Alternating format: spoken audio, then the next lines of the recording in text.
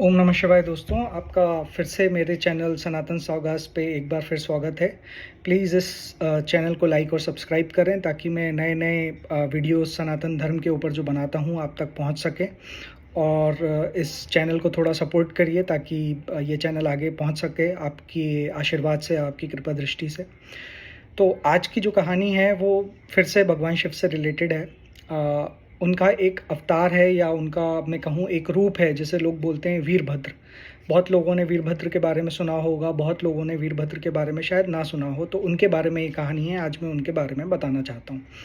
वीरभद्र जो उनका रूप है वो बहुत ही गुस्से वाला रूप है, बहुत ही खतरनाक रूप है।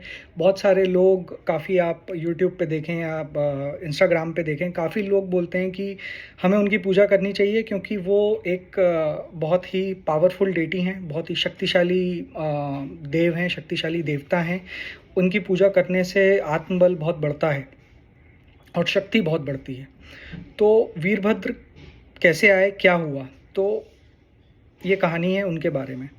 माता सती ने जब अपने आप को अग्नि के अंदर झोंक दिया, जब वो जा चुकी थी, तो भगवान शिव को बहुत बहुत गुस्सा आया। इतना गुस्सा आया कि वो अपना त्रिनेत्र खोलने के चक्कर में थे।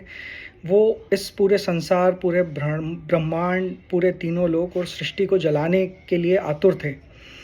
पर फिर उन्होंने अपनी जटा से एक जटा तोड़ी और उसे ज़मीन पे फेंका। जब ज़मीन पे फेंका उन्होंने उस जटा को, तो उस जटा के से उत्पन्न हुए वीरभद्र। वीरभद्र लंबे थे काफ़ी, 3 आँखें थीं और उनकी हज़ारों भुजाएं थीं, हज़ारों भुजाएं। उन्होंने प्रणाम किया भगवान शिव को और उनसे बोला, प्रभु मेरे लिए क्या आज्ञा है। प्रभु ने बोला कि जाओ मुझे दक्ष का सर ला के दो, क्योंकि वो बहुत गुस्से में थे। तो ये गए, ये निकले कैलाश से। इनके साथ लाखों की संख्या में गण प्रेत थे, भूत थे, पिशाच थे, सब थे। इनका रथ 400 हाथ लंबा था और उस 400 हाथ लंबे रथ को 10,000 शेर खींच रहे थे। तो आप सोचिए, हमने कहानियों में केवल ये सुना है कि अर्जुन का रथ था जो कि महाभारत में, उनके रथ को 4 घोड़े खींच रहे थे और भगवान कृष्ण उनके सारथी थे। इनके रथ को 10,000 शेर खींच रहे थे और इनका रथ 400 हाथ लंबा था। आप सोचो कि ये कैसे रहे होंगे और क्या युद्ध रहा होगा वो, और क्या तो इनका रथ रहा होगा। मतलब मैं सोच के भी, मतलब क्या आप इमेजिन कर सकते हो। ये पहुंचे दक्ष के घर, दक्ष के स्थल पे जहाँ पे वो यज्ञ कर रहा था। इन्होंने मारना काटना सबको चालू किया। इनकी भी 3 आंखें हैं भगवान शिव की तरह। उसके बाद भगवान विष्णु के पैरों में गिर गए दक्ष और उन्होंने बोला, प्रभु मुझे बचा लो। जब भगवान विष्णु इनके समक्ष गए तो इन्होंने बोला कि मैं आपसे लड़ना नहीं चाहता क्योंकि आप मेरे शिव, मेरे भगवान शिव के प्रिय हैं। लेकिन भगवान विष्णु ने बोला कि मैंने भी अपने भक्त को वचन दिया है तो मुझे तुमसे लड़ना पड़ेगा। दोनों में भयानक और भयंकर युद्ध हुआ। काफ़ी समय तक ये युद्ध चला। उसके बाद वीरभद्र ने उनका जो सुदर्शन चक्र है उसे जड़ कर दिया, मतलब उसे फ्रीज कर दिया, और भगवान विष्णु के धनुष के 3 टुकड़े कर दिए।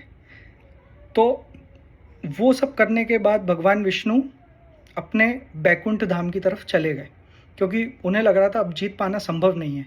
उसके बाद वीरभद्र दक्ष की समक्ष बढ़े, उसकी गर्दन काटी और उसकी गर्दन काट के वहीं पे छोड़ दी और भगवान शिव को बता दिया कि प्रभु आपके शत्रु को मैं समाप्त कर चुका हूँ। उसके बाद ही जाके उनका गुस्सा शांत हुआ। उसके बाद ही वो शांत हुए। लाखों लाखों उन्होंने सैनिक मारे, दक्ष के देवताओं को भी हराया, कुछ मुनियों को भी हराया, उन्होंने सबको हराया। तो ये थे हमारे वीरभद्र, जो कि भगवान शिव के गणों में सबसे शिरोमणि है, सबसे शिरोमणि।